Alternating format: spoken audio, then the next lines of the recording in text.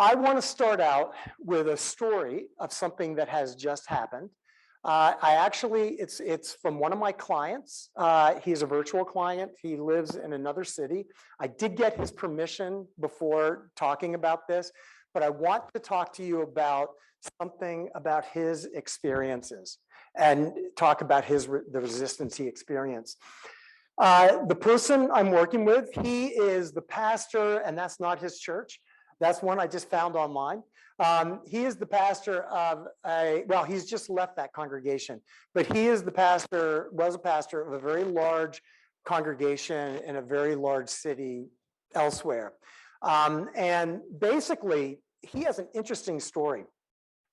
He was the pastor for 25 years of a new church plant that had been planted in another part of the country. And he had actually taken them, it was foundering. The original pastor left after about 3 years. This thing was teeter-tottering, really on the edge. And he came in and actually turned this place around. Over the course of 24 years, he was this fantastic pastor. And I actually met him initially when I was giving a talk elsewhere, and he came up and chatted with me, and eventually we spent a lot of time not just corresponding back and forth, but he had come to our place to take a look at Calvin Church and study that church and to bring principles to his church, all that kind of stuff. Anyway, so there's this other church in another part of the country knew about him and pursued him. And what they did was they came to him and said, we have this really great new idea for ministry, and we want you to be part of it. We're creating a equal co-pastor kind of situation where we're going to have 3 pastors, one who is head of staff and also leading worship, another who does congregational care, another who does pastoral care. And it's this really exciting new model where you're going to have all 3 of you equal leaders. How many would you sign up for that? But okay, the church wasn't resisting. They were doing new ideas. And so they asked him, and he basically took a while, and he went out, he interviewed with them, and he said, well, this is kind of ridiculous. You've got a pastor of pastoral care who's close to retirement who's already said she never wanted to lead a church. And you have another pastor who's only been there in ministry for 4 years and never above an associate pastor level and has no real kind of management experience or running a church. And then you're just making me co-equal to them. And they were like, well, what's wrong with that? And he said, well, everything. There's no way to lead. There's no way to move you forward. And so he ended up turning them down. A year later, they got back in touch with him and they said, we've changed everything. We now want you to come and be our lead pastor. And so he really kind of grappled, do I do this, do this? And eventually they called him to do renewal. And he ended up coming to the church, and he ended up leading them in a process of renewal, of developing a new vision statement, of developing all this new stuff. Now, of course, this all came in the context of COVID. But in the midst of this, there were some problems. Number one, they had a board that had membership of the church was probably around 600. They had a board of 50 people. Number one. Number two, in that church, the system set in place in that church was that once you became on the board, you don't go off unless you resign or you die or illness takes you off. So what do you notice? What's the problem with that? I mean, you're getting good people. They're committed to the church. They're serving. What's wrong with that picture? Yeah. They are committed. So he's bringing in this renewal. He's got this new vision, these new ministries they're doing. But part of what he also has to convince them to do is you've got to reduce your board because your board's too large and we need to get new people. Okay, well, there's the first resistance. No, this is the way we've always done it. But not only that, as they began to move forward, there were people who just kept saying, right, we're sitting on $2 million in assets and bank accounts and endowments, but we're really worried we're going to run out of money and we can't do all these things. And As he said to me, it's like there's like a quadrant, 4 people just wring their hands all the time, going, blah, blah, blah. And then the associate pastor for pastoral care left, but didn't leave. She had to take a medical retirement for a medical issue she had. And then they said, well, we're in the midst of COVID. We really can't hire a new pastor because what if we end up running a deficit? And so all of a sudden, now this person who's there to help doing funerals and visit people, or at least they're not there, and it goes on this pastor. Meanwhile, the other associate pastor is actually having all sorts of conflict and, really isn't even showing up for work. And so a lot of that person's thing is coming onto this pastor. The thing was, he did some really incredible things at that church. But he's now about to move on to a different church, and mainly because this church's resistance was so large that he had a difficulty overcoming it. And part of the difficulty is that a lot of the things he started to do to overcome the overall resistance, it just took him a while to get to him. And so by the time he left, there wasn't even, I bet you still, there was never more than like kind of what you said, 10%. But that 10% became so critical. And it became so, whatever it was, that it eventually he had to take 2 medical leaves of absence before leaving. So I bring him up because he's not the only person going through this. Pastors are going through this all over the country. I've had a number of pastors that I work with who've had to take medical leaves, for similar situations, just stress that's coming in the church. Basically, the struggle of the resistance is that one of the things that happens is we don't necessarily recognize that to be human is to resist. Now, all human entities resist. And this is one of the problems I think we have in the mainline church. We get surprised when people resist us. Whereas we should assume right off the bat that people will resist us. And we're going to go into a lot of the reasons why they resist, because understanding why is really important. But basically, there are biological, societal, and cultural, that biological, societal, and cultural change is a reality, but that doesn't mean it's almost always resisted. How many of you have aged at all in your life? How many of you have tried to resist aging? Skin products, diets, exercise, rest, everything.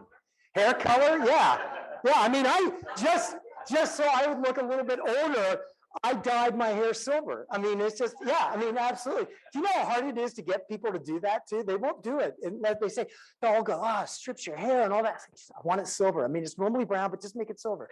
The thing is, people often long for something better, but their desire for something better is always tempered by the fear and anxiety of what if.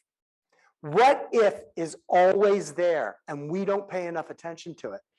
People who advocate for change and transformation are often criticized, they're ridiculed, they're pushed to the margins, ostracized, and sometimes abused. I mean, think about this. The people who advocate for change and transformation often are artists or minorities or outliers. I don't mean this to be a whiny Graham type thing, but I've been a pastor for 34 years and I've experienced this to me for most of my time because I don't think the way everybody else does. And the problem is it's really hard to be a pastor in established denominations where you don't think like everybody else does. So why do people resist? The simple answer is because change makes people feel insecure and unsafe. So I'm going to show you a 5 to 8 minute video that I really, really like. How many of you ever heard the name Simon Sinek? If you've ever done a group with me, you've probably read Start With Why. This is a different video that he's done. It was a TED Talk that he did up in Vancouver, British Columbia. And it's him talking about, in essence, why do people resist us and what we need to really understand if we're going to overcome resistance.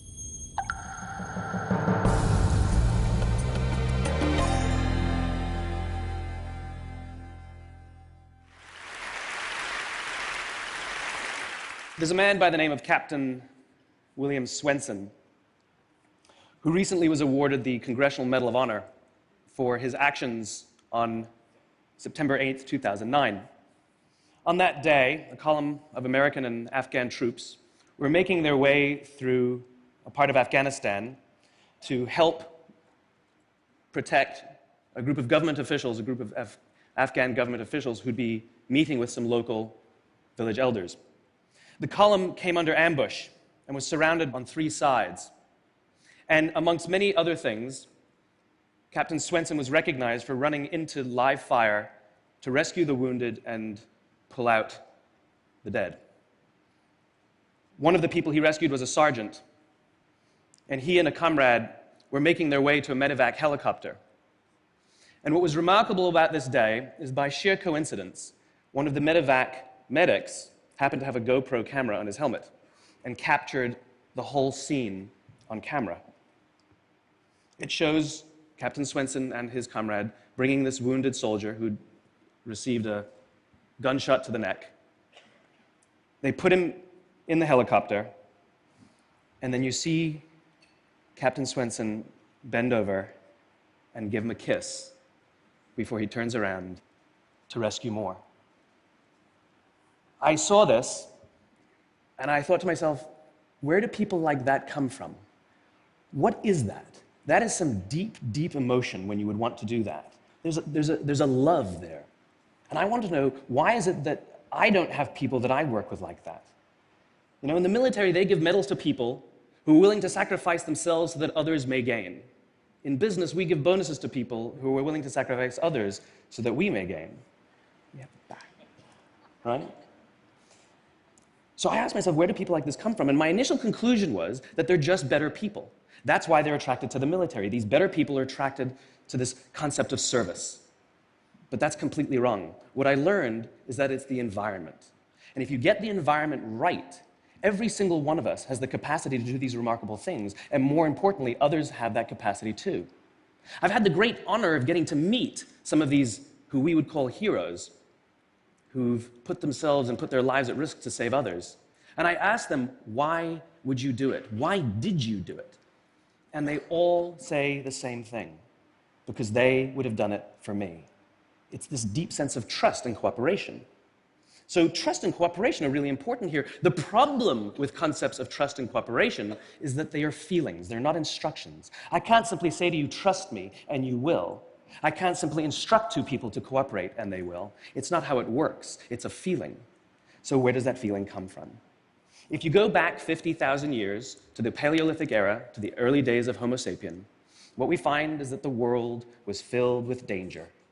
All of these forces working very, very hard to kill us. Nothing personal. Whether it was the weather, lack of resources, maybe a saber-toothed tiger, all of these things working to reduce our lifespan. And so we evolved into social animals, where we live together and work together in what I call a circle of safety, inside the tribe, where we felt like we belong. And when we felt safe amongst our own, the natural reaction was trust and cooperation. There are inherent benefits to this. It means I can fall asleep at night and trust that someone from within my tribe will watch for danger. If we don't trust each other, if I don't trust you, that means you won't watch for danger. Bad system of survival. The modern day is exactly the same thing. The world is filled with danger, things that are trying to frustrate our lives or reduce our success, reduce our opportunity for success. It could be the ups and downs of an economy, the uncertainty of the stock market. It could be a new technology that renders your business model obsolete overnight. Or it could be your competition that is sometimes trying to kill you. It's sometimes trying to put you out of business, but at the very minimum is working hard to frustrate your growth and steal your business from you. We have no control over these forces. These are a constant, and they're not going away. The only variable are the conditions inside the organization. And that's where leadership matters, because it's the leader that sets the tone. When a leader makes the choice to put the safety and lives of the people inside the organization first, to sacrifice their comforts and sacrifice the tangible results so that the people remain and feel safe and feel like they belong, remarkable things happen. I was flying on a trip, and I was witness to an incident where a passenger attempted to board before their number was called. And I watched the gate agent treat this man like he had broken the law, like a criminal. He was yelled at for attempting to board one group too soon. So I said something. I said, why do you have to treat us like cattle? Why can't you treat us like human beings? And this is exactly what she said to me. She said, "Sir, if I don't follow the rules, I could get in trouble or lose my job." All she was telling me is that she doesn't feel safe. All she was telling me is that she doesn't trust her leaders. The reason we like flying Southwest Airlines is not because they necessarily hire better people, it's because they don't fear their leaders. You see, if the conditions are wrong, we're forced to expend our own time and energy to protect ourselves from each other. And that inherently weakens the organization. When we feel safe inside the organization, we will naturally combine our talents and our strengths and work tirelessly to face the dangers outside and seize the opportunities. The closest analogy I can give to what a great leader is like being a parent. If you think about what being a great parent is, what do you want? What makes a great parent? We want to give our child opportunities, education, discipline them when necessary, all so that they can grow up and achieve more than we could for ourselves. Great leaders want exactly the same thing. They want to provide their people opportunity, education, discipline when necessary, build their self-confidence, give them the opportunity to try and fail, all so that they could achieve more than we could ever imagine for ourselves. Charlie Kim, who's the CEO of a company called NextJump in New York City, a tech company, he makes the point that if you had hard times in your family, would you ever consider laying off one of your children? We would never do it. Then why do we consider laying off people inside our organization? Charlie implemented a policy of lifetime employment. If you get a job at NextJump, you cannot get fired for performance issues. In fact, if you have issues, they will coach you and they will give you support, just like we would with one of our children who happens to come home with a C from school. It's the complete opposite. This is the reason so many people have such a visceral hatred, sort of anger at some of these banking CEOs with their disproportionate salaries and bonus structures. It's not the numbers. It's that they have violated the very definition of leadership. They have violated this deep-seated social contract. We know that they allowed their people to be sacrificed so they could protect their own interests. Or worse, they sacrificed their people to protect their own interests. This is what so offends us, not the numbers. Would anybody be offended if we gave a $150 million bonus to Gandhi? How about a $250 million bonus to Mother Teresa? Do we have an issue with that? None at all. None at all. Great leaders would never sacrifice the people to save the numbers. They would sooner sacrifice the numbers to save the people. What's the essential message that you're hearing from this about changing your congregations? Why do they resist? They don't feel safe. And when they resist, what do you feel? You don't feel safe. This, to me, is the fundamental thing we do not pay attention to in our congregations. We don't pay attention to the fact that when we are brought into change, you're usually brought into a church that is already feeling what? Unsafe. Why? Why are they feeling unsafe? They've been without a pastor for a while. Maybe they've had an interim that they didn't like, or maybe during the interim had people who left. Or maybe they had a conflicted pastor before the interim came. Or they've probably shrunk. You know, you think about this, if any of you have ever dealt with an aging parent who you've had to put into a nursing home or a retirement community, why do they resist going? Well, I don't know anybody there. What if people don't like me? What if I don't like it? This is a big commitment because I have to sell my house and put all my assets over there. And once I'm there, I can't move. They feel danger.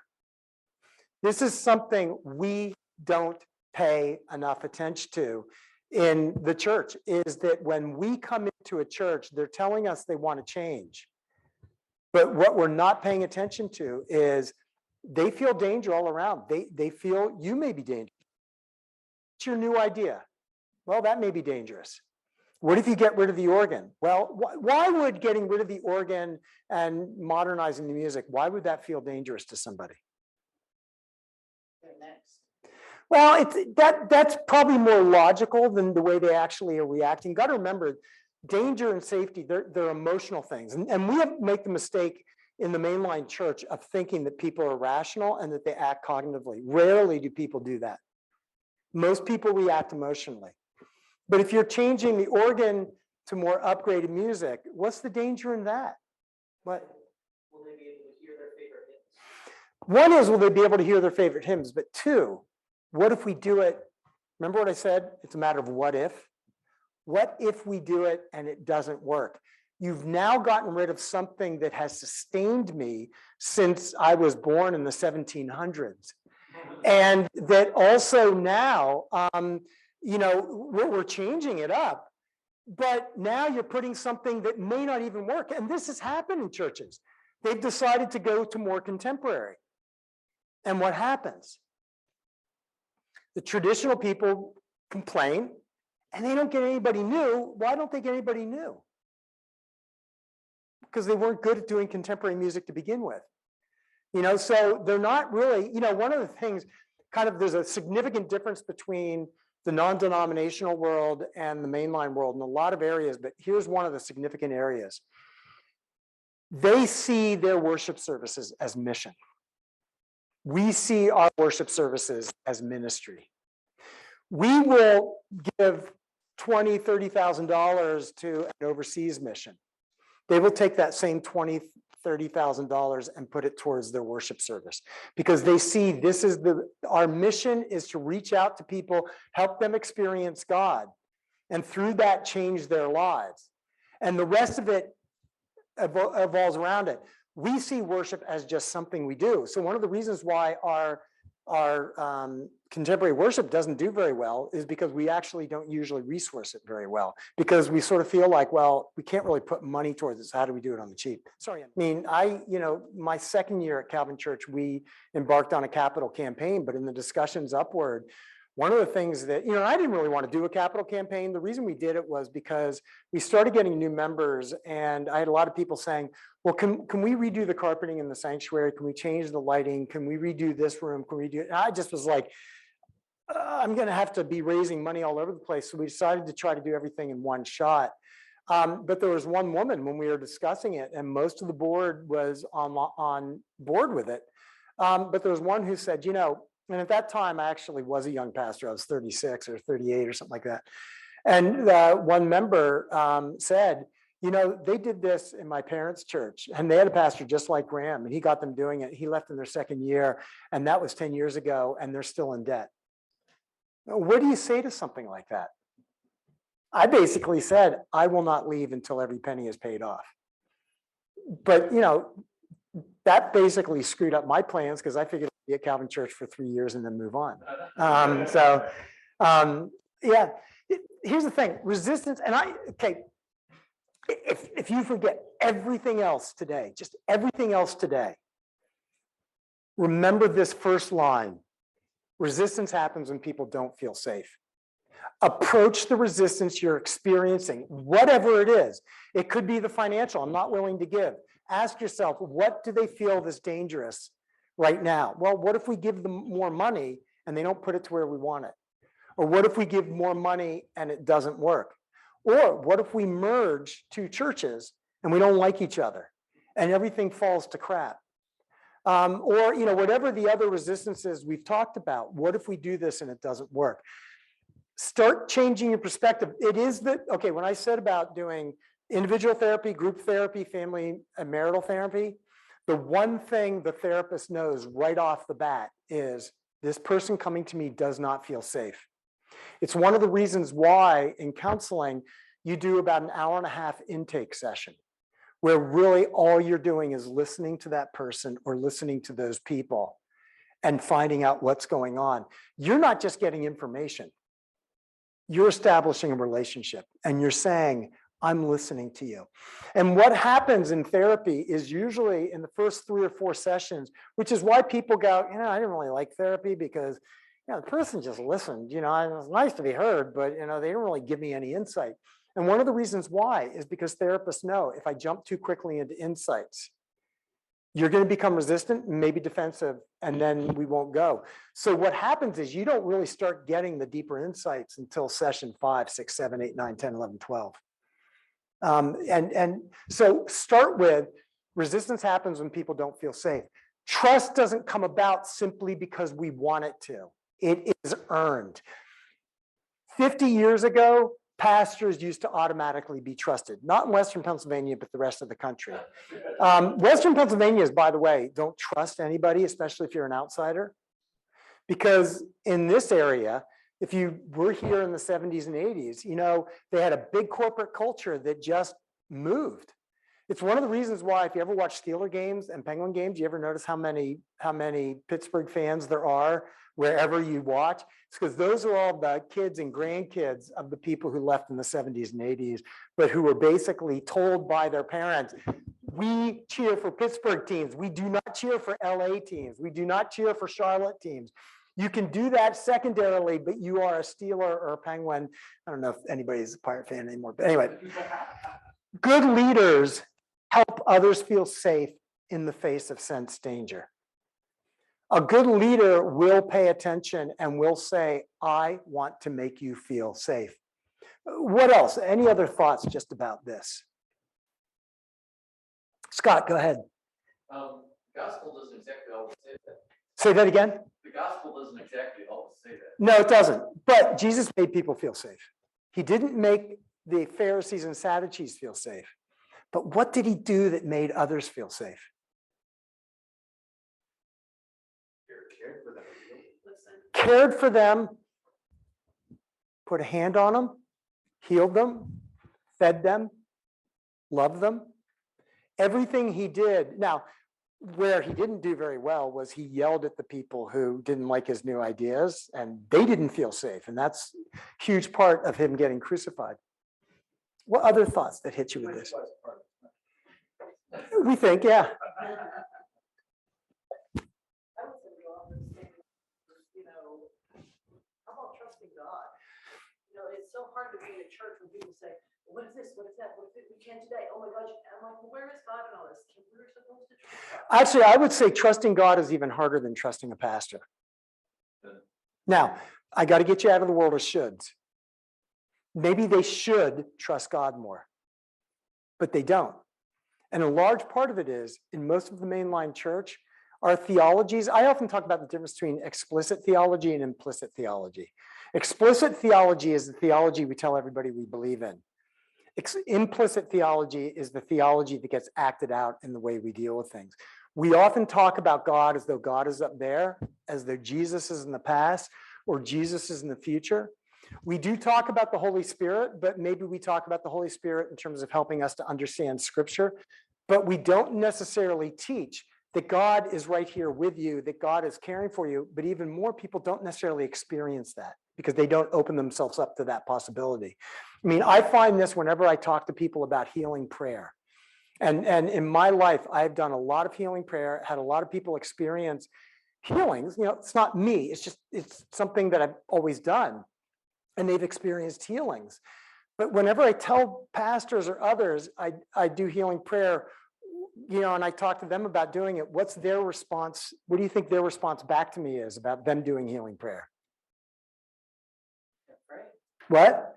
Afraid. Afraid of what? That it doesn't work.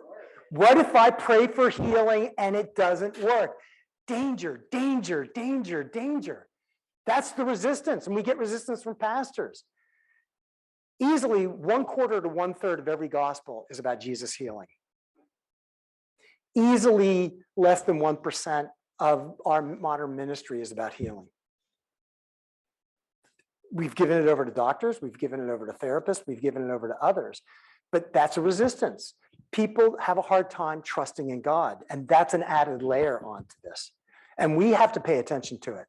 How do we help people trust God? How do we teach people to trust God? Go ahead, David. And this is where I thought Simon was going, that there's a cultural change that needs to happen also within the organization. And maybe that's where the trust is earned. Well, and that's where the pastor, how you respond makes a difference. So that's a good segue to let's move on.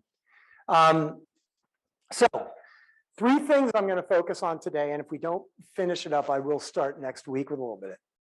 Number 1, why do they call us and then resist us? Number 2, how do we help them feel safe?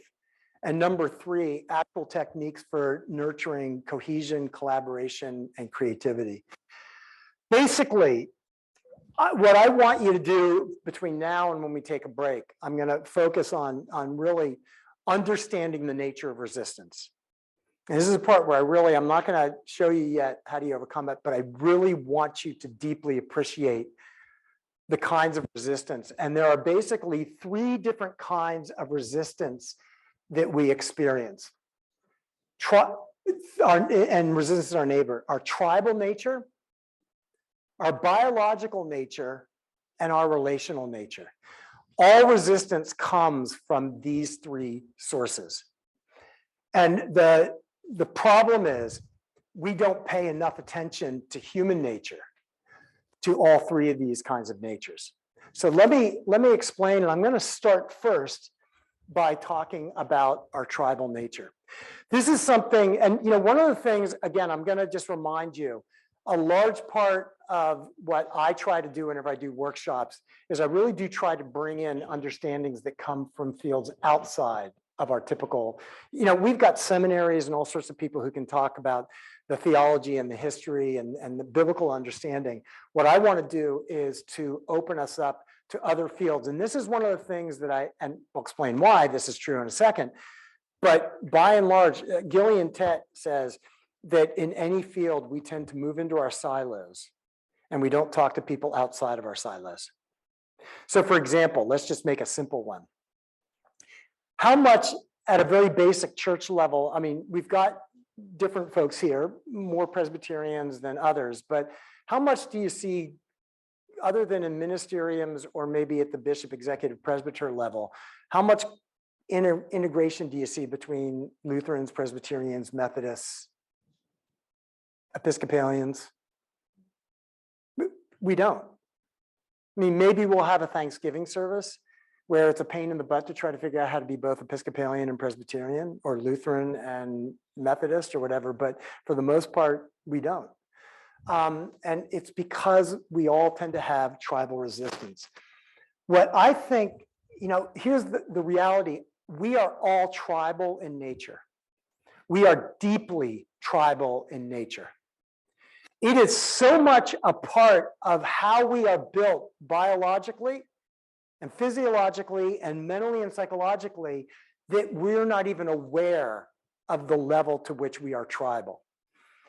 And we belong to a lot of tribes. I want you to think about, let's go back in history. Let's talk about the tribes of Israel, or let's talk about African tribes, or Native American tribes, or Aboriginal tribes, or Maori tribes. By and large, back then, when you were part of one of those tribes, there was a real homogeneity going on. Everybody had more or less the same skin color, more or less the same history. They liked the same foods. They engaged in the same activities. They celebrated the same way. There was one tribe and everybody was a part of it. What's happened in our culture, which is good, American culture is wonderful because of all we brought, but we have, our country is a tribe and our state is a tribe. Our city is a tribe and our pro sports team is part of that. Our town is a tribe. Our school and our school sports team is a tribe. Our college is a tribe and our, Hail to Pitt. Our race is a tribe. Our ethnicity is a tribe. Our gender is a tribe. Our political party is a tribe, Republican, Democrat, Independent. Our ideological group is a tribe. Our socioeconomic status is a tribe. Our vocation is a tribe. The television shows and movies we watch. What are you watching on Netflix right now? Well, I don't get Netflix. What? You're not part of that tribe? We have bands and singers that are part of our tribe and musical genres that are part of our tribes. What are some other tribes you can think of? Because we're all part of this. You all know, we're all Americans, so go USA. So how do we feel about other countries during the Olympics? We should beat them all. That's tribal. If we're from Pennsylvania, well, I'm from Pennsylvania. That's better than all the other states. Or we already talked about being from Pittsburgh And our sports teams, these are part of tribes. What do we do if we're from Pittsburgh? What colors do we wear? Black and gold. Or if you're part of a college, you wear, in this area, you wear blue and white or blue and gold if you're Pitt or Penn State. Think about just all the number of tribes, and it actually can drive you nuts sitting down and thinking about all the tribes. Our presbyteries are tribes. Our synod is a tribe. We've got people from Shenango Presbyterian, Kiski Presbyterian, Pittsburgh Presbyterian, Beaver Butler Presbyterian. These are all tribes, and all those tribes are different. What are some other tribes? What kind of beer do you drink? Yeah, or wine. Beer or wine. Yeah, or liquor. Right. Yeah, do you like scotch? Do you smoke cigars? Do you drink it all? This is the thing. One of the things we do not pay attention to is the fact that when we go to a church, we are entering a what? A tribe. This is why they resist us. You come in as a pastor, you're not part of the tribe. They hired you to be part of the tribe, but you're not part of the tribe. And so what happens is pastors come in and they start to make changes, but they haven't paid attention to the tribe. This is an area that anthropology studies. They go and study tribal natures, but we in the church, we don't study it. And here's the thing. I always sort of feel like you can disagree with me on this, but it doesn't change the fact that we're still tribal by nature. When I studied at Duquesne, Adrian von Kamm used to say, humans are instinctually poor. We often will say, oh, look at that great play that hockey player made, that did it by instinct. Actually,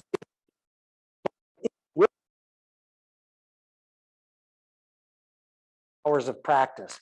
It's not instinctual. It is not instinctual to get on skates. Now, I will tell you what is instinctual is if the puck is screaming towards your face, to duck, that is instinctual. We are instinctually poor, and we depend on our tribes to teach us how to live. Go ahead. And for those of us who have two churches here, Lynn, you and I. Two different tribes. Absolutely. Yeah. They have their own traditions, their own essences, esprit de corps, whatever you want to call it. I mean, they're completely two different. And it's one of the reasons.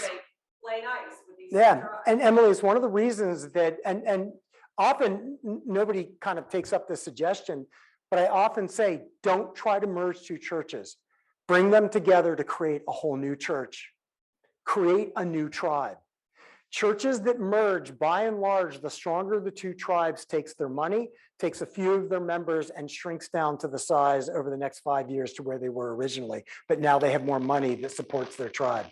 In the same way, a dominant Native American tribe might take over a submissive other one, and eventually they just become part of it. But they don't, and the few churches that I've actually seen well, Beaver Butler Presbytery had one that has done fairly well, which used to be called Friendship Parish, and I don't remember their name now, but Donna Yanissi led them through this, where she actually took 3 distinct churches and helped create a whole new church. And she did it over the course of 2 years, where they moved into, now I don't know what's happened to those churches since then, but I do know at least in the first 2 years, they were doing fairly well. I have seen other churches, one I talked to in Michigan, where that's exactly what they had done. They had taken 3 churches and they sold all 3 buildings and built another building. And they became a whole new church where they took pieces of each church and put them up, but they made it very clear, we have a new vision, and they all worked on that together. They worked together to create a new tribe. Go ahead. So you talk about all these tribes. What about new members? Well, that's part. Can't you have tribes within the church? You can't, yeah, you can have tribes, although they would tend to be more sects, or or in the Scottish word, seps. They're still under, but it's not just that, but when you're bringing in new members, a large part of really good new membership classes are teaching them tribal rules, whatever they are. I mean, we do this, like if you come and you join the church, you have 3 questions that you're supposed to ask. But there is I will say, they're not, the new members aren't really a tribe in and of themselves, but they are coming from a lot of different tribes. They may be coming from other churches. They may come from not churches. They may be spiritual, but not religious. They may have been Lutheran, Episcopalian. And this is what makes it really complex. But what they'll also say is that the key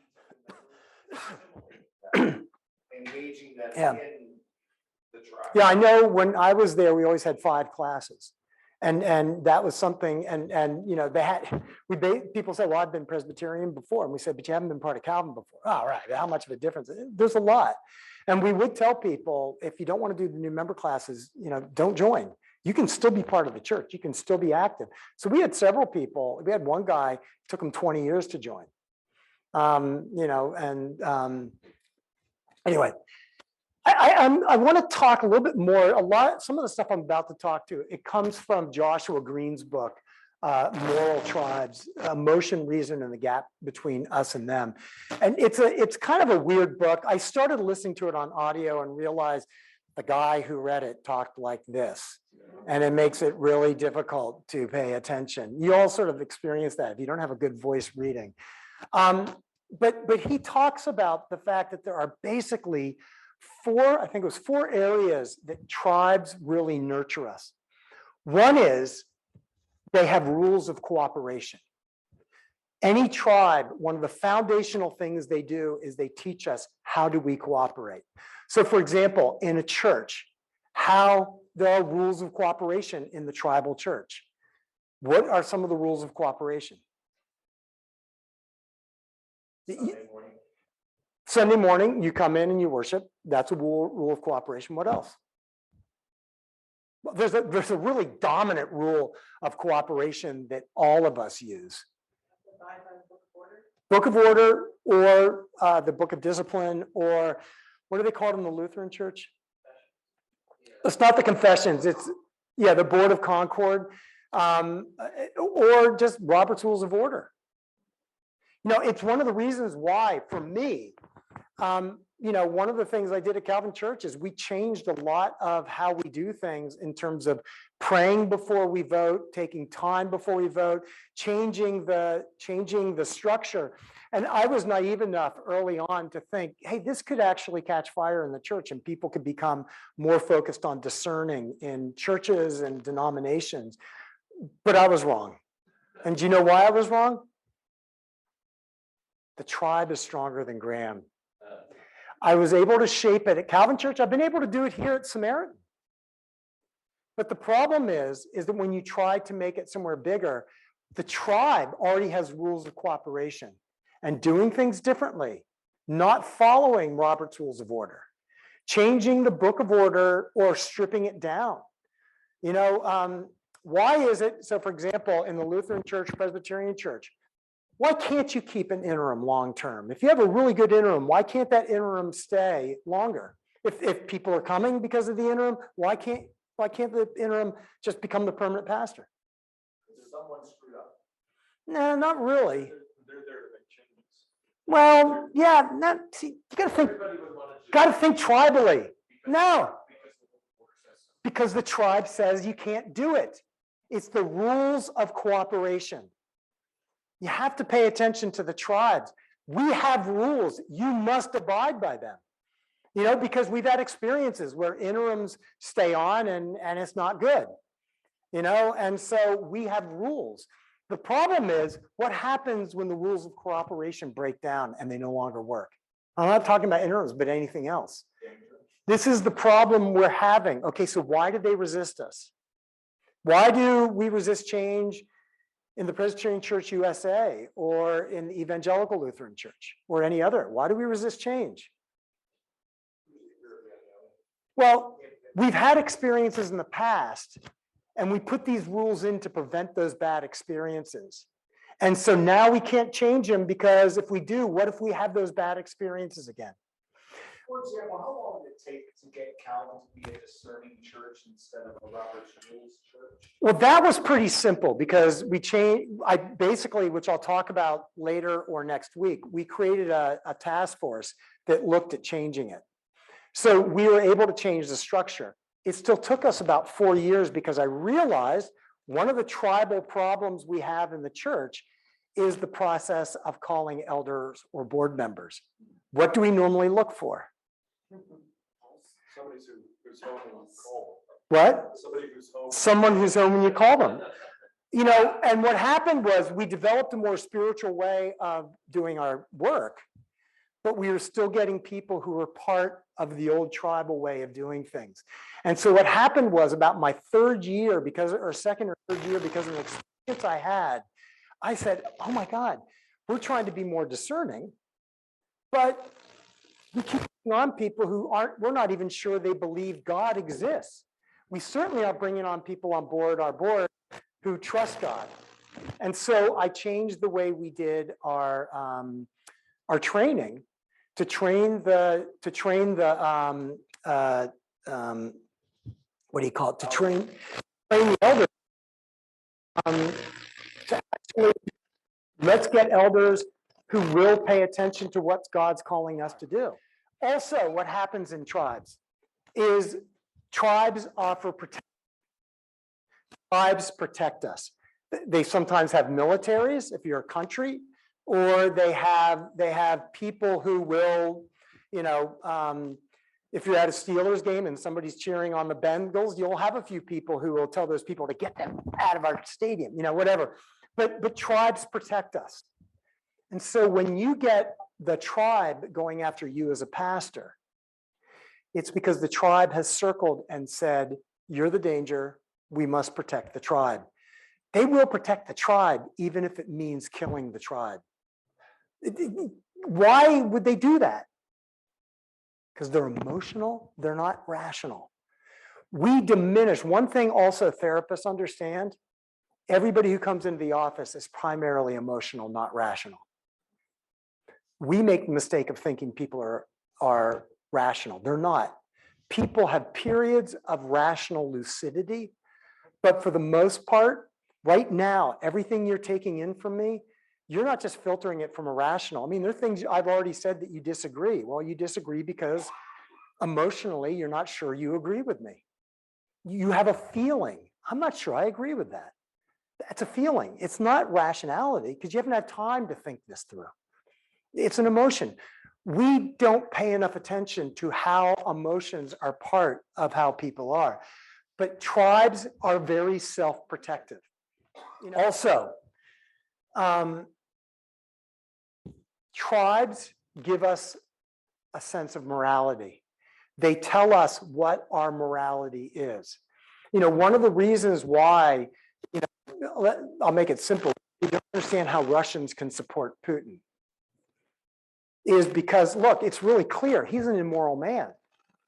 But from their perspective, from a Russian perspective, they see a different morality. Their morality that's geared towards strength and Russia needing to be dominant.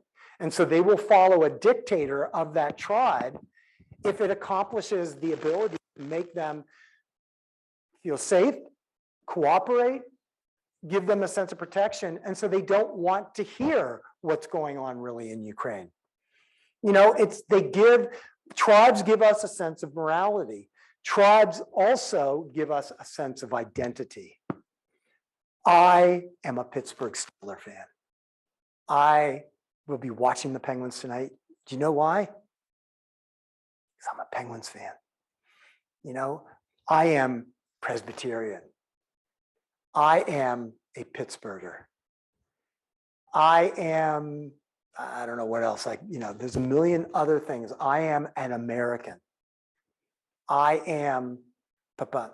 They give us an identity. Churches do the exact same thing. Rules of cooperation. Churches protect us.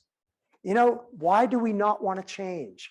Because the world out there is dangerous, but as long as we're listening to the organ and singing the hymns we love, it feels like there's this one place where we feel good. There's a sense of morality there. You know, you already know this. In every church, how many of you have been pastors in multiple churches? Have you noticed that there's a different morality in the different churches? I'm not talking about who's sleeping with who. I'm just talking about they just have different moral rules of how we talk to each other, how we deal with each other. And there's an identity. By the way, tribal nature is just part of what we do. We can use tribal nature to help us, or we can become victims of it. One of the things I really believe to be a healthy church is you have to create a church where people begin to start identifying your church as part of their identity. Now, one of the problems, the more a tribe gives you an identity, especially a religious tribe, there is a fine line where it can turn into a cult. But you don't necessarily know where that line is. There are some things that look like a cult but are actually healthy, some things that don't look like a cult but are. So as you look at this, there's even more that Joshua Green doesn't talk about. In the church, they give us our theology and our ideology. So we have, in Presbyterians, we have Reformed theology.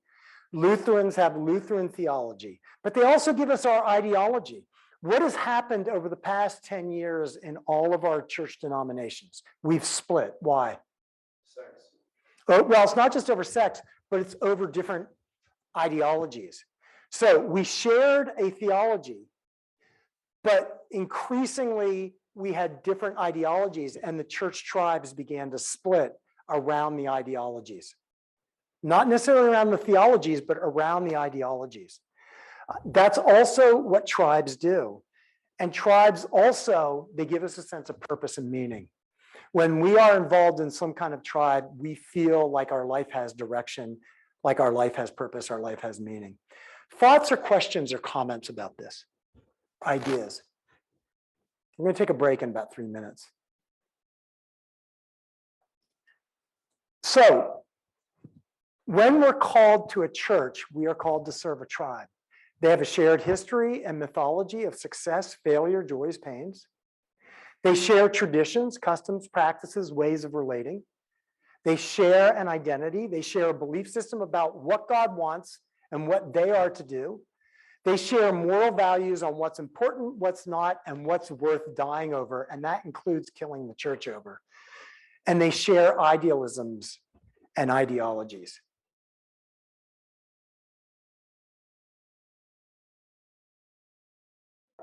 Real quickly, I want to shift off this, but if you're a pastor, how do you become part of the tribe? First thing is cooperation. You need to find a way to learn their rules of interaction and use them. I don't know, I can't tell you what they are because every tribe is a little bit different. But can anybody here think of, like, are there rules of interaction that's typical of your church? And one way of thinking about this, some churches are more formal. Well, I'll give you an example.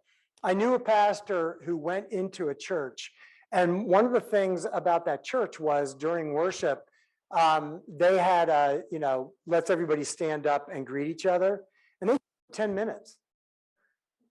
This pastor it drove him nuts. And so he kept saying, but it's interfering with worship. It's interfering with worship. And so he basically found a way to shorten it, to eventually got it just down to just say hi to somebody and get back to your seats. What do you think happened to that pastor? Yeah, that pastor was out within about 5 or 6 months after that. What you have to do is use what's already there. Learn to, you adapt to the tribe. So can you think of an example of this?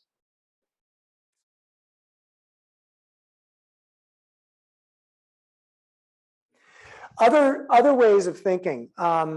So another thing is protection. Focus your efforts on how to make them feel safe even when they're moving forward. How do you make people feel safe? You tell them what a good job they're doing. You encourage them along the way.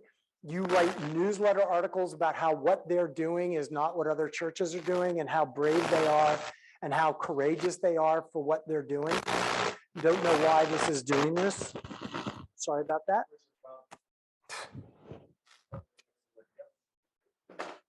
I think there's a reason you came. It's focus efforts on how to make them feel safe even when they're moving forward, and especially when they resist you. Our tendency is when they resist us, what do? We resist them. don't. Morality, work with their sense of morality rather than confronting it. Now, what do I mean by that? So one of the things Calvin Church we did back between 2014 and 2016 is we were asked by the presbytery to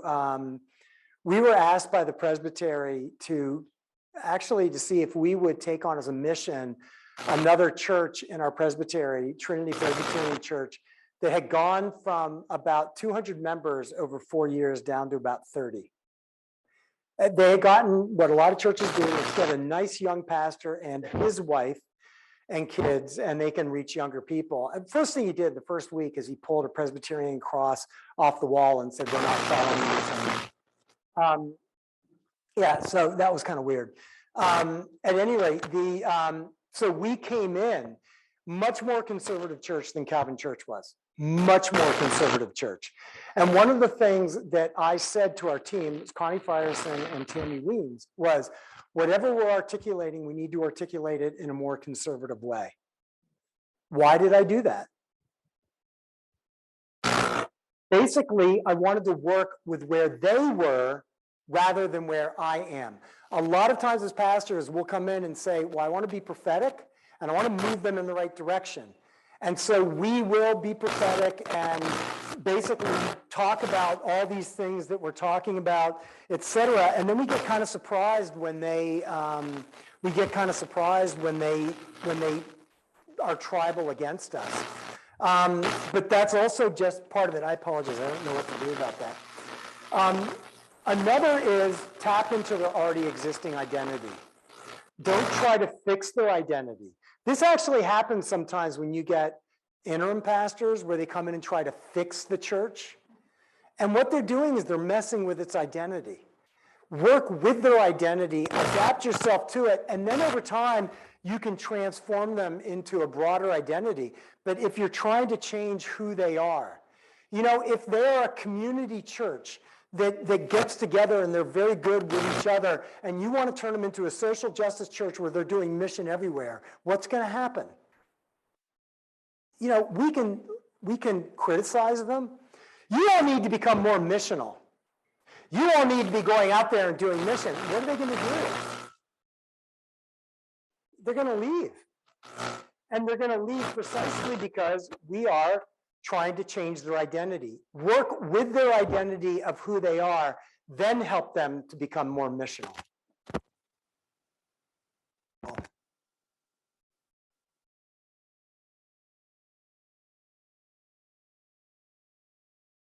That they already have.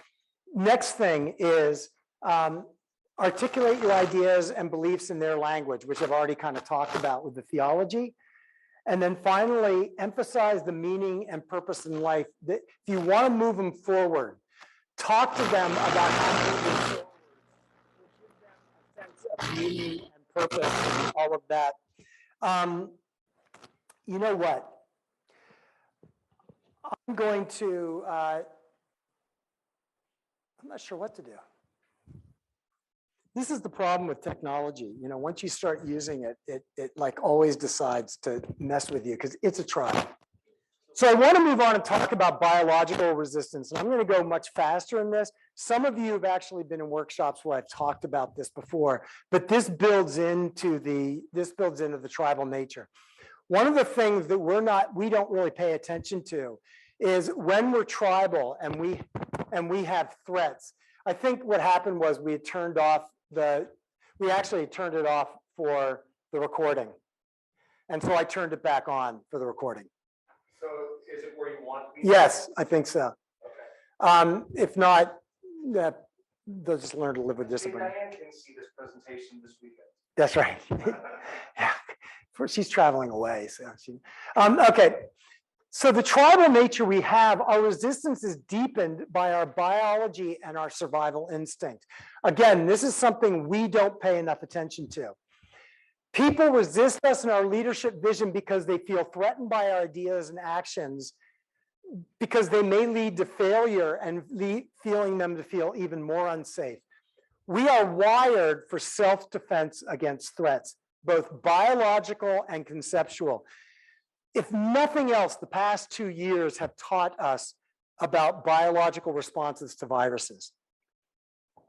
New ideas. Humans are the only ones who actually are able to see conceptual threats, ideologies, philosophies, theologies, where they have a biological reaction to a conceptual idea. Think about this. If I were to say to you, what would really save our church? If we would just purge ourselves of all minorities. Now, if I said that and I was serious, what would you be feeling inside? Hopefully none of you are going, yeah, that feels really good. But what would you feel? Anger. Yeah, that's a biological reaction. That's your biology automatically defending yourself about that idea. If I was to say to you, if there's one thing the Bible really teaches, it is very clear, is slavery is okay, and so we should institute a Christian moral slavery in this country. You would have a reaction against that. In the same way as if I said to other Christians, we need to be more accepting of gays, lesbians, transgendered, LGBTQ, all of that. They feel a physical reaction against it. We don't pay enough attention to that. When they resist us, it's not just their minds that are doing it. It's not just their tribal nature. Their bodies are doing it also. Most resistance and eventually conflict arises out of perceived threats to cherished ideals and values that already give us security, stability, and support, and that have a biological component. So we're steeped in a belief and value-laden world that tells us what is right and what's wrong. Why is QAnon so popular? Makes sense of something. Well, for people who feel danger is everywhere, the country is falling apart. There is a deep-seated democratic conspiracy that is part of the deep state that is actually killing this country, and we know it's true, and here's the evidence. And you give them the evidence that says this is all crap, but they already have committed their biology to it. Their biology is already there. We don't pay enough attention to that. The greater the perceived threat, the greater the biological reaction against it. Religious and political discussions evoke the strongest defense responses because they are disagreements that are threats to our values and belief, and therefore to our tribe, to who we are, to our identity, to everything else that's there. And so your new ideas and forward-thinking leadership are threatening because what? You're changing what makes them feel safe. And they're having a biological reaction to it. The longer a church has declined, the more it's struggled or gone through trauma, the more likely it is to be defensive, precisely because that church is fragile. They're not strong. Systems that react violently against viruses are not strong systems. Strong systems don't really get the virus. I mean, that's actually the point of vaccines. When you get a vaccine, it makes your body stronger, so you either don't get the virus or you don't experience it. Fragile systems are hospitalized because of this. And in the same way, the most fragile churches are always going to be the most resistant. So if you are, both of your churches, 10 people in worship, maybe 30 members, it's a fragile church. And that's not a criticism, it just is. And so the resistance is, but what if we do this and we lose those 10? What happens? It's a system that overreacts to change, and leadership has to come in and say, you're going to be safe. If you do this, you're going to be safe. In the same way, people said, take the vaccine. It will make you safer. But other people go, no. It's going to make us more in danger. More people die from that vaccine than die from COVID. That's not actually true. But if you're part of a system that is already feeling the danger of a certain group of people, that is a feeling that's true. Does that make sense what I'm saying? It reminds me of some of the questions Graham and I have been friends, and some of the questions I've come to you about, like, oh yeah, they've been doing that forever. Yeah. Same old. Well, and even with some stuff like, kind of like, why are they doing that? Well, it's because there was something that happened in the past that took place, and and I don't even remember what it was about, but you and I had that conversation, and basically, well, we also just had it.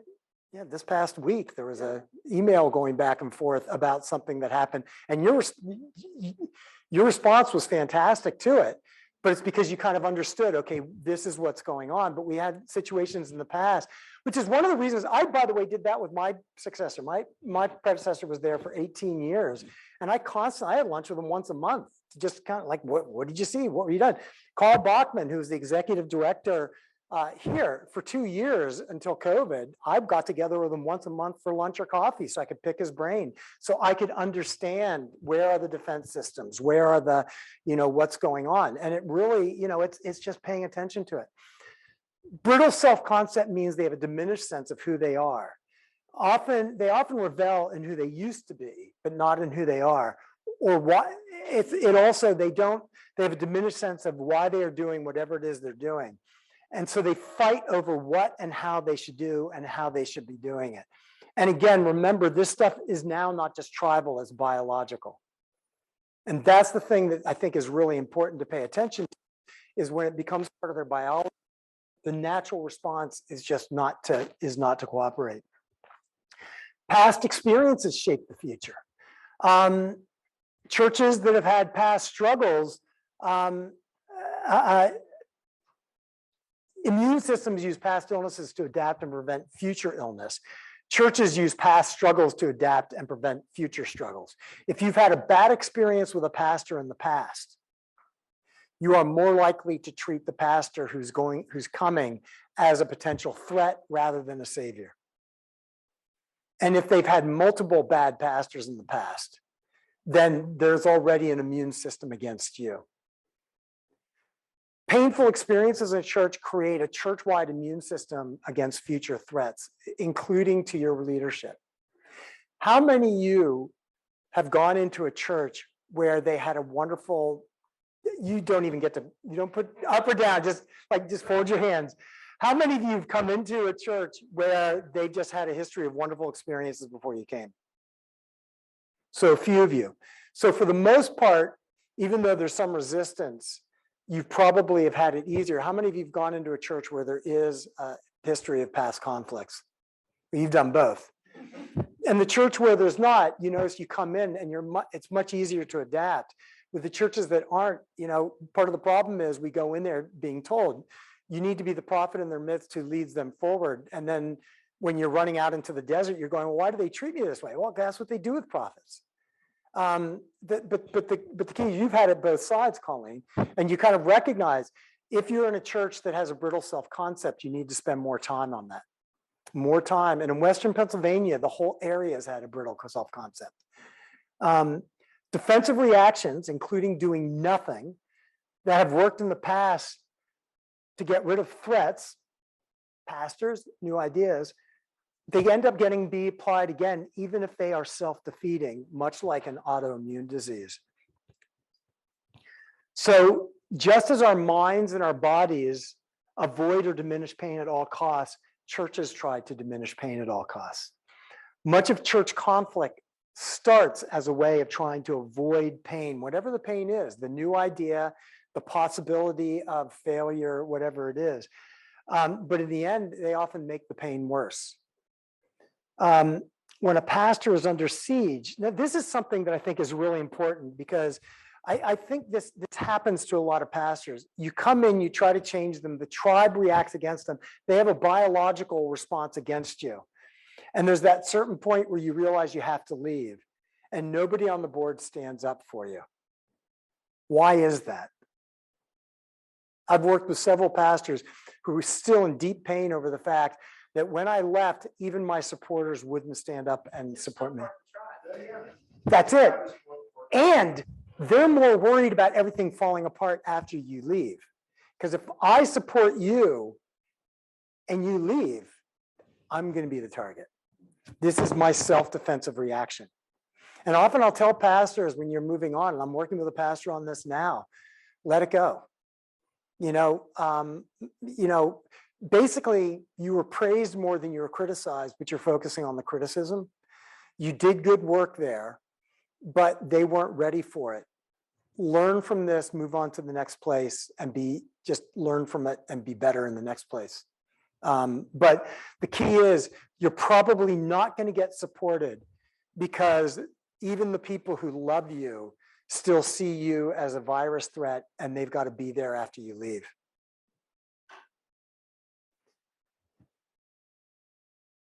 Thus, when a pastor is under siege, they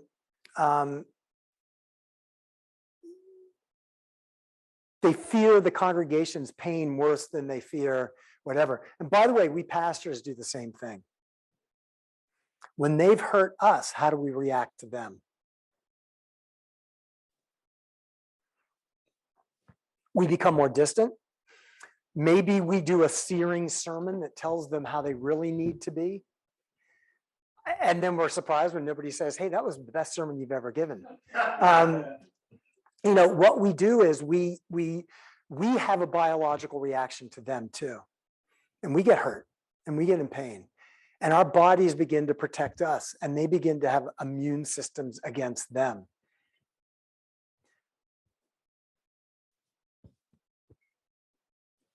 When resistance turns into defensiveness, it happens when people or churches become defensive. They don't see themselves as defensive. They just see themselves as being right. And the story they will tell about you after you leave is, you were this, you were that, and you know they're not telling the truth. But what are they doing in that situation? Excuse me. What are they doing in that situation?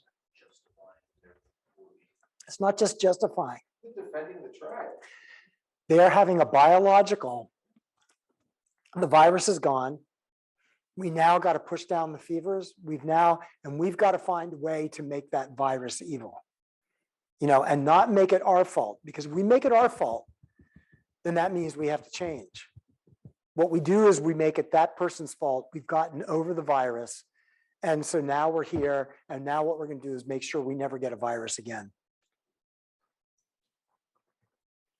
When we respond to resistance and defensiveness with irritation, criticism, complaining, hurt, or aggression, our own defensiveness as leaders magnifies the resistance, again, making it hard to move forward. The more they resist us, the more we start resisting them. So the question becomes, what's a pastor to do? So you've taken all this knowledge. What do you do with it? What are some of the things you're hearing or thinking through and saying, maybe, or are you just waiting for later when I tell you what to do? Hopeless, there's, I feel like there's nothing I can do. But there are, but it means you have to shift the way you are to go, I've got to find a way to not make myself the virus. I've got to be aware. The problem is often we find it a little bit too late, but we've got to shift it in a way of saying, okay, how do I stop being the virus, and how do I become something that makes them actually feel like they're getting healthier? Yeah. I was just going to say, I think one of the most important lessons that I've learned over the years is not to take this personally. To understand some of these things that you're talking about, and even if they couch it in a phrase like, "Oh, you're just dumb," or something. I mean, you just don't take it personally. Big dummy head. Yeah, and try to understand where they're coming from. And I think if we can actually do that and not take it personally and not get hurt, everything just. Well, and the frame of reference I often give pastors is, I know that as Presbyterians we're not allowed to think this way, but it's again, we have a lot of shoulds. This is the way people should. So for a pastor, we are in the Presbyterian Church, we are teaching elders. We are there to teach them. We are there to help them become more mature, but we assume they're already mature. I often tell people, don't make the assumption that you're just a teacher. You are their mother or father, and those reactions are the reactions of 4-year-olds. How would you respond to the 4-year-old who says, I hate you, mommy? What do? You love them anyways, and you say, I don't hate you. I love you. And you may hug them. You may care about them. You react in a different way. But because we recognize that we're parents, we respond in a different way. The problem is, as a pastor, we're kind of thinking we're going into a church that is really mature. One of the things I often tell pastors is, your church is probably full of very mature intellectually, psychologically people, but spiritually, they're often like 3, 4, 5 years old. At whatever age their spirituality got arrested, it just stopped. And it may have been while being a part of this church, or it may have been walking away from the church. I mean, we've got a population now that has somewhere between a 5th grade to a no grade religious education, because so many people have walked away, or they may have only gone to confirmation class. And the problem is, we assume when they become part of the church that if they come back, that they're mature, but they're not. And Jesus kind of understood that. He saw the people as harassed and helpless, like sheep without a shepherd. You know, he talks about how he wants to be a mother to, you know, embrace all of them in the arms. He's really critical of the people who's critical of him, but he is incredibly gentle, loving, and caring towards the people who are hurting, and even towards some who are critical of him. Yeah. 2 other things. Lack of patience Lack of patience, yeah. and after 2 years of COVID, lack of energy. That's why I've often said to a number of pastors, it's helpful to step back and simplify things and then rebuild. You know, because after COVID, they actually have done a lot of growing. You know, they've done a lot of technological advance, and that's been hard for churches. Ryan and I think Ryan, you and I were talking about this. What's one of the reasons why churches resist technology in the church? This is a tribal answer. Well, we didn't have it, but who does have it? Yeah, and we can't be like that tribe.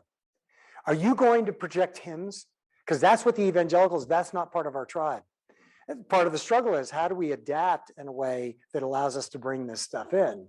Because I mean, I remember having that when we first started projecting, using a projection system in 2003. And I had, you know, I basically said to them, I want to use this for sermons. I don't really want to use it projecting hymns. And then one person in the, you know, about 4 or 5 years later, we started projecting hymns, and I got accosted after church. You said we would never do that. And I said, I know. But, you know, quite frankly, we now have 21, 22, 23-year-olds who respond more to that than they do the hymnal. And I said, I'm kind of stuck between you and them, and I'm not really sure what I should be doing. And she said, well, you promised. I said, I know. And I just said to her, what should I have done? Should we just say nothing to 21? Well, they can adapt. And it's like, oh, well, they're not going to. She already didn't like me, so it didn't matter. You know, it appears to me that, you know, intelligence quotient, IQ, is to emotional intelligence, Yeah. you know, EQ. Sort of like what's a pastor to do? Spiritual intelligence, ecclesiastical intelligence, congregational intelligence. Tribal intelligence, biological intelligence, yeah, all of that. That's really what I'm trying to do today. Next week, we're going to do techniques, because I'm way behind where I thought I'd be, and I just over-prepare. That's my nature. But that's what I'm actually trying to do, is to create tribal intelligence, biological. I'm trying to create intelligence towards where people are, because we're often trained to get disappointed because of where people aren't. Okay, so what are some basic things to do? And don't worry about remembering these things. I'm going to come back and we're going to practice some of this stuff. How do we diminish resistance and defensiveness? One is lead with sensitivity to why they're resisting and possibly become defensive. Listen for and discover what may have been threats in the past for this church. And when you hear someone telling a story about it, sit down with them and explore the story with them. What was that like for you? What was that like for the congregation? What was going on when that happened? You know, how did you feel about the pastor or whatever? You know, what can I do to kind of help that? I did that a lot. I did that a lot in my first year at Calvin Church. I actually did that quite a bit. Beth, I don't know if you remember, but I basically met with every therapist and every staff member. But I think what you remember is that first year, really, I just spent a lot more time listening to what you guys were doing and what had been done. And I spent a lot of time in just one-on-one and in groups kind of asking questions about how did and how did we end up getting like this? How did we and a lot of part was we don't know. You know, we just did it. And then when, this becomes part of the solution, when it came to changing what we did, it wasn't me coming up with ideas, but it was Beth, our clinical director, our operations director, where we started calling around to other counseling agencies across the country. Well, how do you do your compensation? How do you keep people long-term? How do you do this? And we all did that. And then we got together for endless meetings, putting all of this stuff together. But it really started with paying attention to what the threats were in the past and listening to the story. Assess how I may be threatening their self-concept. If there were any times that I just felt a pushback coming from the staff or whatever, I would back off and I would ask more questions and I would get more information for myself. But also I was working on the relationships. I lead through validation, not eradication. And this is going to become a big thing in a few minutes. Often what happens is when people resist us, we try to eradicate their resistance. We're like the Borg. Resistance is futile. Your distinctiveness will become part of the Borg community. That's what we tend to do, as opposed to validating what's going on in them so that you can build up trust in them and so you can work with the way they are. And we'll look at techniques for this in a bit. Then help them to overcome their own resistance and defensiveness. We do it by helping them to overcome their own resistance and defensiveness rather than you doing it for them. This is a little bit complicated, but pastors often make the mistake of being the idea person for the congregation, which then taps into their resistance because of past experiences with idea persons. What do I mean by idea persons? And this actually, that's not my own term. It was actually a pastor I'm working with who basically said, Graham, I think I'm tired of being the idea person. How do I stop being the idea person? And so we really worked on how do you get them to be the idea persons, but without diminishing your ideas. But what's the example of an idea person? Yeah, go ahead. Why don't we do trunk or treat for Halloween? Yeah, but who brings that up? You do. And what happens? What do they do immediately? Actually, they took it and ran. Yeah, well, that's a bad. But Look, I want examples that fit what I'm saying, Colleen. I don't want any of this stuff where you're bringing in other. previous congregation, Yeah. they all looked at me and said, well, how do we keep that? What Yeah. does that look like? Will you be there? Will you help us? Right. And they were more brittle. The previous one. Worked out well for me. Yeah. Yeah. She did for my church. Yeah. But yeah, well, that she was the interim. Yeah. Yeah. So she brought, but that's what's an idea person. Basically, when you as a pastor become the idea person, it makes it easier for them to resist you. And one of the problems is in our training, we are taught to be the idea person. What are you supposed to go and do when you're trained in seminary? What are you supposed to do when you go into a church? What are some things that you learn in seminary you're supposed to go and do? Make an assessment and move on it. And you're supposed to give them these new ideas, right? Make them more what? Missional? Make them more spiritual? Make them more whatever it is. It's not rooted in the community. It's you coming from that seminary tribe from outside, coming in and telling them what to do. You're now the virus. And this is sort of the problem is as pastors, we come in with a lot of energy with our ideas, and then they get resisted because that's what people do. So I'm going to talk about relational resistance next week. So I want to kind of end with talking about techniques for overcoming resistance. And I may actually ask some people to try this out.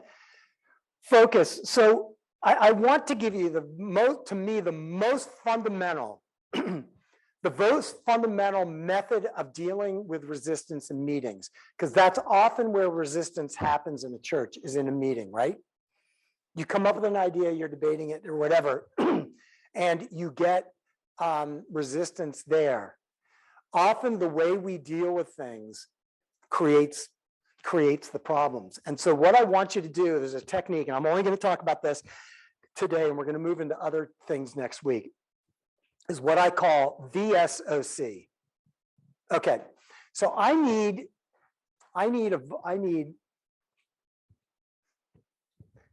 so I'm going to move over here. Colleen, I'm just going to move you here. So we are a board of a church, okay? And let's see, is there an issue that's a little bit divisive? It doesn't have to be for your own church, but a little bit divisive that we can talk about right here, that we can come up. Somebody give us an idea of something to debate on this board right here. We have a flag in the sanctuary. I was gonna say the same. Okay, let's do that. So you three, we are discussing the flag in the sanctuary, okay? Take for a minute and think about which side you're going to be on. Don't all be on the same side. Also think about your personality. You can be for it in the sanctuary or against it. And you can be somebody who doesn't care about conflict and doesn't mind being aggressive, or somebody who does. Okay, you ready? Do you want me to assign roles? You're against it. Okay. You really think we've got to separate church and state. Emily, you're kind of a little bit more ambivalent, but you don't really particularly like conflict. And Jeff, you served in the military, and it's really important. So, and let's just jump into these rules very quickly so that we're getting the conflict. Okay. So we've got a motion on the table from Colleen and her committee, that the worship committee, that we get rid of the flag. And Colleen, can you summarize what the issue? We talked about this at length, and it just does not belong in sanctuary. I mean, patriotic, the whole 9 yards, but not. This is God's church. This isn't the flag. This is God's church. So we strongly feel it needs to be removed. Okay, so Peter says, honor the emperor. Our emperor is our Constitution, and our Constitution is represented by our flag. And by the way, if you go online, you'll find buku websites that tell you exactly where the flag is supposed to be in the sanctuary. And I'm not sure, but I think it's in the Book of Order too. So we keep the flag. It distracts from God. Why are we there? I mean, there's many civic organizations that you can support. That's fine. But the church. But without that flag, without the government we serve under, we might not be in that church. We might not be allowed to worship who we worship. It's that flag, that Constitution, that government that protects us to allow us to do what we do. We have been here since the early 1800s. We're not going anywhere. The flag has been in the congregation sanctuary since then too. It just doesn't belong there. The Bible, put the Bible up there, Well, it is up there, right? We don't. right in need front of the flag. We don't need the flag. Well, I don't want to hurt anybody's feelings. I mean, I love God, but I love veterans too. I mean, my dad was a veteran, but I also love God. Okay, so I'm going to stop here. What's going on right here? Lines being drawn in the sand. Yeah. Or. Either or. We're stuck, aren't we? And if this goes, so what's going on with me as the pastor? What? I'm internally, I'm like, if I check my heart rate here, it's probably about the 80s or 90s right here. So let's try this again. Okay, this is the VSOC. Let's try this again. Go ahead and I already know there's going to be conflict around this. So go ahead, say what you said in the beginning about the flag. So we have a motion from Colleen. Our committee has discussed this at length, and we just feel that the flag does not belong in sanctuary. Go ahead, Jeff. You gotta say. We're Americans, and the flag is representing America. And so we need to honor our emperor, our Constitution, our government, and we do that by having the flag in the sanctuary. Yeah, well, hold on. Before you go, so I want to just kind of, because I'm really hearing both of you, and really both of you are saying things that I think are really important. Colleen, what I'm hearing you say, and it's really rooted in your faith and kind of your concern about, are we creating kind of a little bit too much of an American religion as opposed to serving God? Is that right?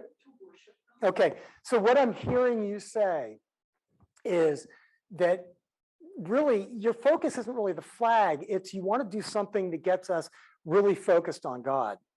But at the same time, Jeff, I'm hearing what you're saying too. And that's good. I mean, you've protected the flag. You've fought for it, and that for you, it's really meaningful to have this in the sanctuary. Am I getting that right? Yeah, okay. Let's open this up a little bit because I really appreciate what you're saying, but I'm going to open this up for other people. What are others' thoughts on this idea?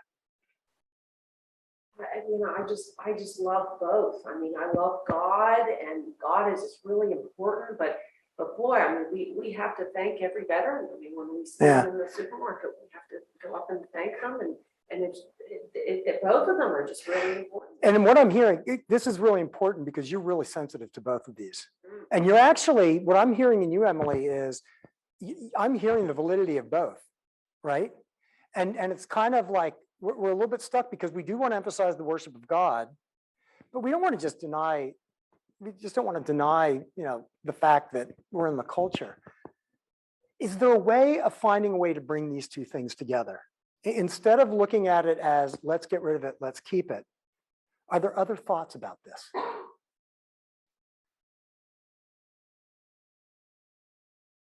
Okay, so let me stop. Go ahead. So what is your complaint about the flag in the sanctuary? Does that have anything to do with location?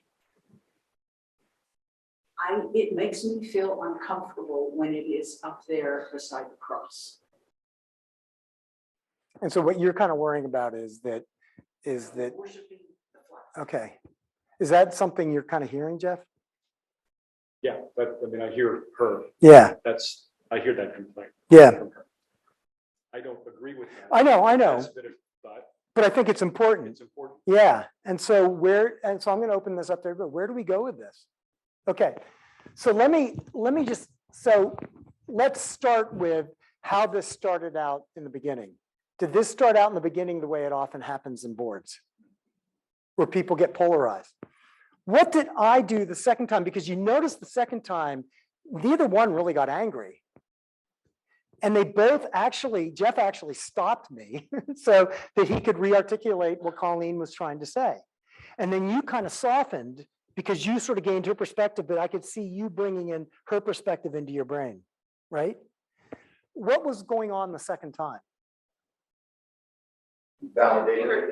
They both felt heard. Yeah. Yeah, seeing that one side validated the other Yeah. side's point of view. Not only that, but I asserted myself into the role not of helping them make decisions, but to help them feel validated, safe, open to other ideas. I shifted it away from tribalism, liberal, conservative, veteran, hippie, whatever it is, if you notice. And what I was doing was actually, this is a therapeutic technique that's very simple. It's what I call VSSC. Sorry. Basically, what I did was, did you notice that I validated their statements and each of them? That when I saw conflict coming, my first step was to validate them as people. What do we tend to do when we get into arguments with people? Take sides. Yeah, I mean, think about this basic Presbyterian synod meeting, whatever it is. You're arguing over not the flag, but you're arguing over homosexuality or whether we ought to do this program or not. How does the presbytery set up the microphones? And they alternate for or against. Right off the bat, they put everybody into one or two tribes, always. And nobody gets validated. Scott gets up there and says something against what I believe, and what do I automatically assume about Scott? Think tribally. But think tribally. Right. He's in the other tribe. He's in the wrong tribe. And I'm now getting angry just by seeing Scott stand up, because I've seen that SOB stand up so many times. I had somebody in Beaver Butler Presbytery once, I heard this behind the scenes, said, that Graham Standish, I swear he waits for me to get up to the microphone before he comes in and just says the exact opposite. Number one, I didn't even know the guy very well. Number two, I rarely got to the microphone and said anything. I think the problem is that usually when I did it, it was fairly well articulated, and he didn't like that. But what happened was, it was also, he lumped me into a tribe, which I may or may not have been in. But by virtue of the microphones and the way we do it, we put people in those tribes. I didn't do that with them. What did I do? The first thing I did was I stopped and I validated Colleen. And then I validated Jeff. Then you notice what I did was I summarized what each one said. Why was it important for me to summarize what they said? It's not only they know what they've heard, but I can now simplify it. You've served in the military. This is really important to you. But Colleen, you know, for you, and she did a really good explanation. It's not so much that it's in the sanctuary now, it's that it's next to the cross. That was an articulation that came out. And that, you know, basically by validating, I was then able to summarize, well, it's not so much that, it's where it is. And what I said was, and you are worried that people are worshiping the flag at the same level as the cross. And Jeff is now hearing it. And you're hearing it because I validated Colleen and because I validated Jeff. You are now validating each other. And Emily came in and talked, and what did I do with Emily? What were the words I used to describe Emily after she talked?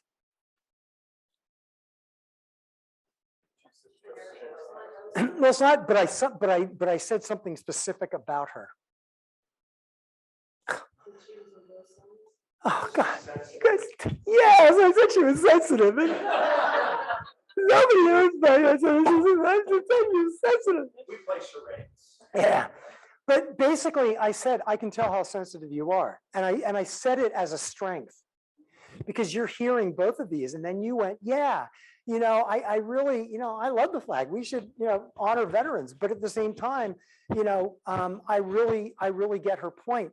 And then I opened it up for everybody else. That's the next step. I'm not letting it stay on Jeff and Colleen, who will dominate this because they're both strong personalities. They will dominate if we let them. And then what happens is people go into Team Colleen or Team Jeff. What I do is I open it up for discussion. What do you all think about this? I switch. Now, there is an issue where in the Lutheran Church, I don't know, you're not the president of your board. And you're not the president of your board. Well, you're not even in the position to do that. I still think there's a role you can play. And this is something I always encourage Methodist pastors, and I do encourage Lutheran pastors. Have an agreement with your president that there are times when you can come in and start leading the discussion. We do that on our board. You know, there's an agreement with our president that there are certain things when we're doing a study and all that he just turns it over to me. And that's an agreement that we have. It's because I basically, you know, and I will also, there are just times when I will kind of insert myself into it. I don't just sit back, but I will insert myself into it and say, you know, here's what you know, this is a really good point. This is a really good point, where I take over the leadership role in validating the people, summarizing what they say, opening them up. By the way, this is a conversation you can have with your president and train the president and say, if you're uncomfortable with this, let me do it. And the final thing is collaborate. Look for a synthesis for ideas. This is important because what I'm going to start doing, so Colleen, come back here for a second. Okay. So here's the collaboration. We've opened it up. We've had a discussion. So then I'm going to go, okay, you know, you both have great points. Is there something we can do? Is there a way that we can pay attention to Colleen's concerns about the flag being next to the cross and your concerns about the flag being in the sanctuary? Is there a way that we can kind of achieve both? What are your ideas? Emily, you too. We take it off the chancel. Yeah, where would we put it? Someplace where it's visible. Okay. But not on the chancel. Yeah. So maybe in the corner?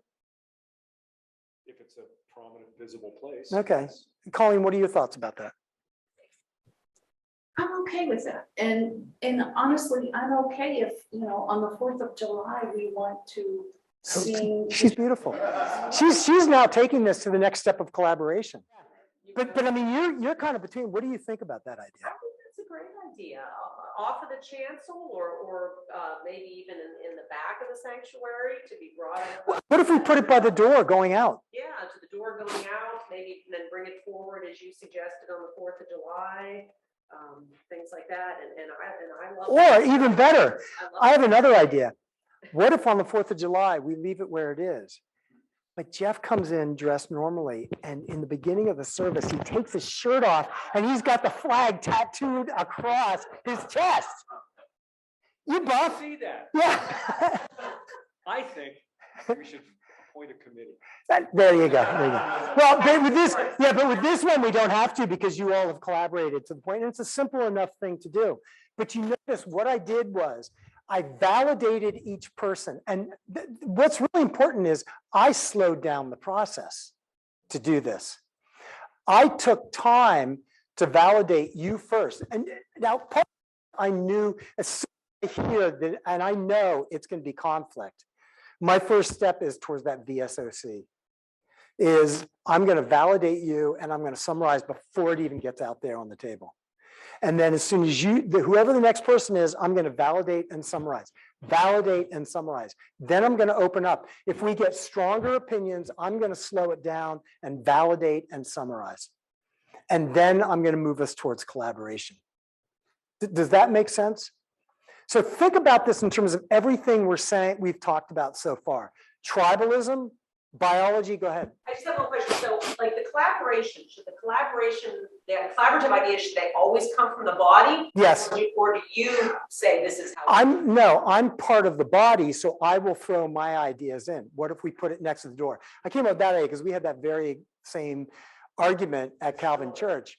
And it's still there, but it's what we have ended up agreeing to is it's at the door going out of the sanctuary, and the theology we articulated it is you come in to serve God, but you go out to serve in your country. You're serving God in your country, and that's why we put it by the door. Nobody, in the end, nobody even noticed that we did it. You know, it's like there's a big issue here, but it wasn't. But I'm throwing it out there, and now I'm just one of the group. I throw out my idea, but my idea, I am facilitating a collaborative process. I am not becoming the idea person, other than I throw out an idea that may contribute to the collaboration and see if they take it up. And I try to let go of my ego so that it's not about whether they follow what I want or not, but it just becomes part of the process. And by the way, these are techniques, but they also are part of my personality. I don't use these things in a cynical way. When I validate, I legitimately am looking for what's valuable in that person's. I look at everybody there as being valuable because they've been chosen to be there. I look to validate what they've said because I think whatever their perspective is, it is important to the final product. Thoughts or just, and I'm going to do 2 more slides and then we're done for today, but any thoughts or just reactions against this or towards it? Yeah. So when you come out of a session, there's several sessions like this with a group, and there are those parking lot meetings, you know, the meetings after the meetings. You find people eventually become more collaborative, or do you find that on going along when they're in the room, but then on the periphery they? I find in general there are less parking lot meetings. Parking lot meetings happen because people didn't feel heard, validated, and they feel like they're on the wrong side of it. So you are going out and talking about it. What I find is by using this, it builds up a community where when people feel validated, when they feel heard, and when they feel like they are part of a process, they feel less and less like they're the individual standing up for what God really wants. So in my experience, it actually diminishes the parking lot. Or if they do, the parking lot conversations often, I mean, obviously I'm not part of the parking lot conversations, but the feedback I get is they talk more about how wonderful it was to have that experience of everybody working together than they are of, because they now, and I'll explain this with the next slide, but they now feel like they're part of something bigger. Does that make sense? Thoughts or other comments or anything? I think I know the answer, but I just, if there are two sides, if something is presented as emotion or something like that, and the rest of the leaders are either like deer with headlights or indifferent, big deal, so we do this.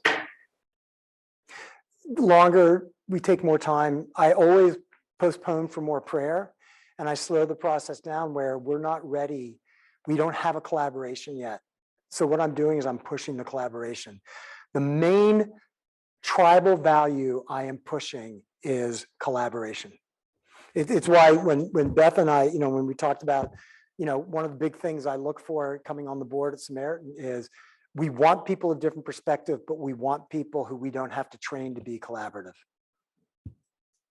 We want people who are able to do that. And that's something we look for in leadership. And it's something I look for in leadership at Calvin Church too. When we did Trinity, we didn't have a choice.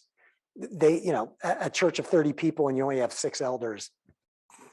But what we did do is we spent a lot of time in study where we built up those values of collaboration. And there were a lot of times, there was one particular issue where they were divided. And I just simply said, as moderator, we are not, this could kill this church, but we're not going forward until we come up with an idea together. And I said, so we are not going forward with this or that. I am not asking, we will not choose between this and that. There is another option that we haven't gotten to, and we are going to get there. And they did. They did. They came up with a really creative thing. So final thing is a way of picturing this. How many of you have heard of the Hegelian Dialectic? Ever been through a workshop with me, you know that I tend to show this. The Hegelian Dialectic is very simple. It's this idea that you start out with a thesis, what we've always done. The flag is in the front of the sanctuary. Eventually, any thesis will confront an antithesis. We shouldn't have a flag in the sanctuary. What happens is over time, people tend to choose this or that. And when they end up getting into a clash between the two, often what happens is one side will leave or the other will leave if they cannot come to a resolution. This is what is going on in American culture right now all the friggin' time. Nobody wants to budge. Everybody, and the problem is we can't split. If we had a civil war, it really couldn't be between the South and the North. It would also have to be between the East and the West, or the Midwest and the West. It's just, it's almost impossible to do it. Plus, there's just too many people of different perspectives within.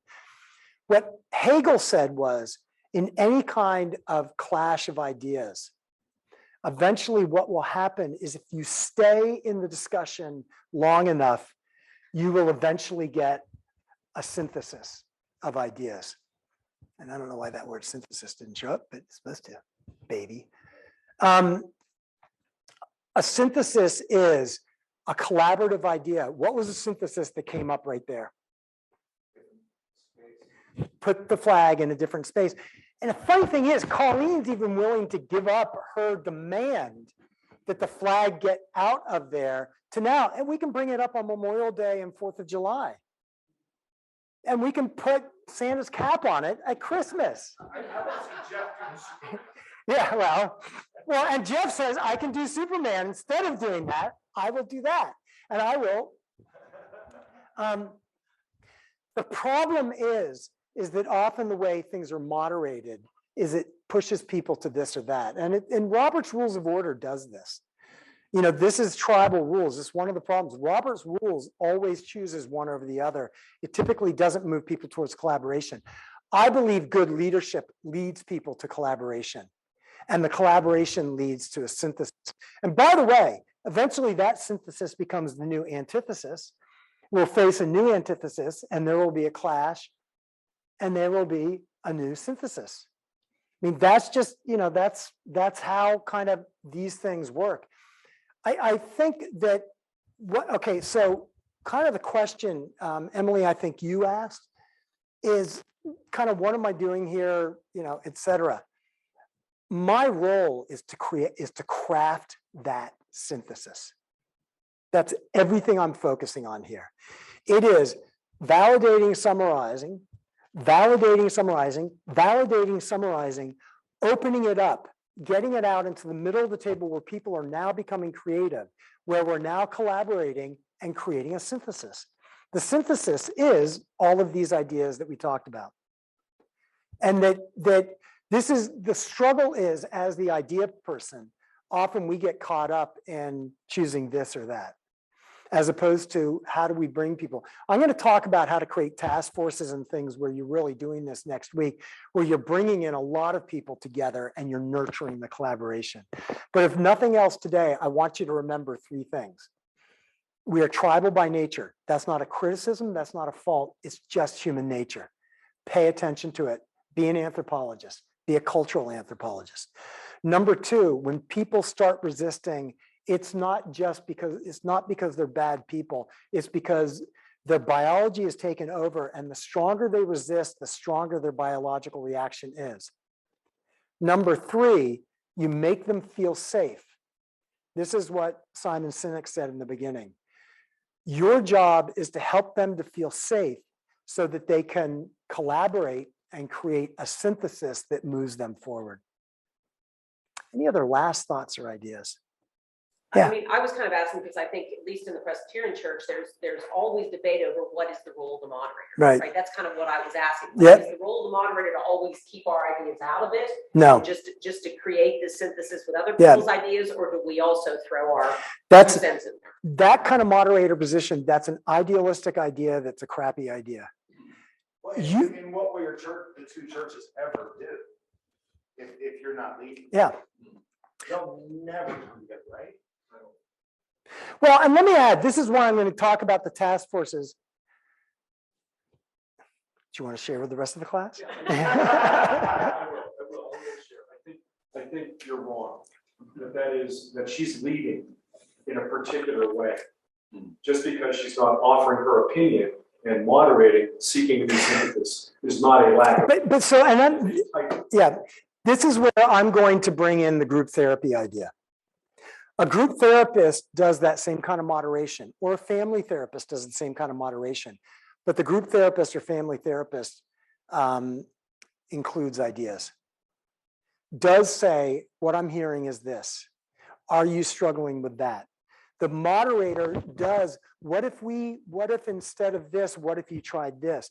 It's actually moving it out of just a moderator's role, because, otherwise, why send you to seminary? Why do workshops on new ideas? Why read about them if you're not going? Now, this is what I'm going to get into next week, because the whole idea of creating a task force, which I'm going to talk about, transformational task forces, which I know some of you have heard me talk about before, but we're going to do more practice and talk more about how to construct them. That part of that is, instead of me doing the ideas, I'm going to give them resources that help them to study the ideas, where it's not just me giving them the ideas, but now they're more on equal footing with me, where we can have a better discussion about that. But this is where kind of polity,